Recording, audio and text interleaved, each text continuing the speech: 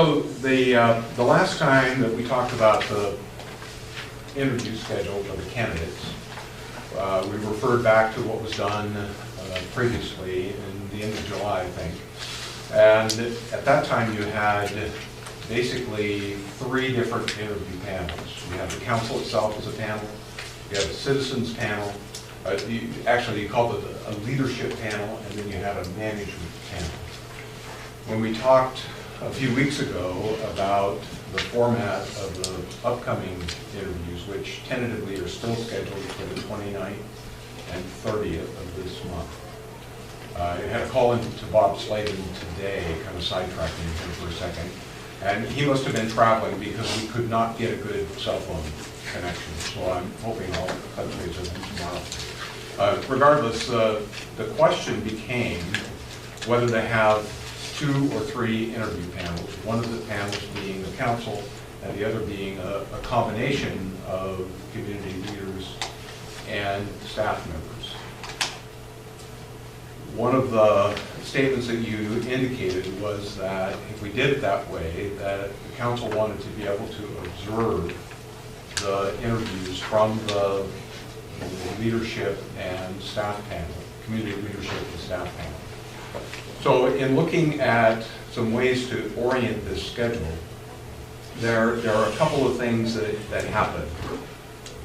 First of all, we have 5 candidates. So that in and of itself adds a couple more hours to the interview process, whether you do it on one day or you do it on 2. And to do it on 2 days, with the council interviewing on Thursday, and then sitting in on the interview panels on Friday, we would have to bring the candidates in on Wednesday night. We have, at this point in time, we're planning on all 5 of them coming in on Wednesday night. That may or may not be necessary for a couple of the candidates, but at this point we're going to plan on having them here.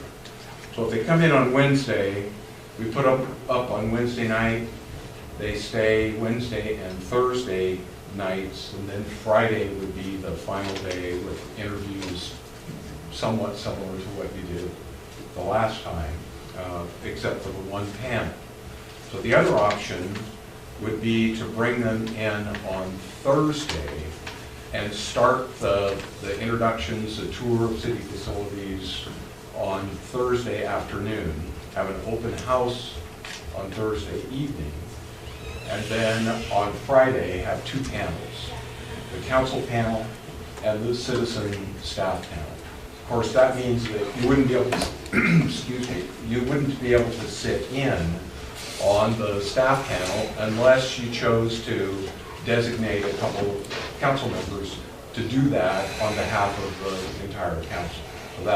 So those are the 2 options as we're trying to manipulate this schedule.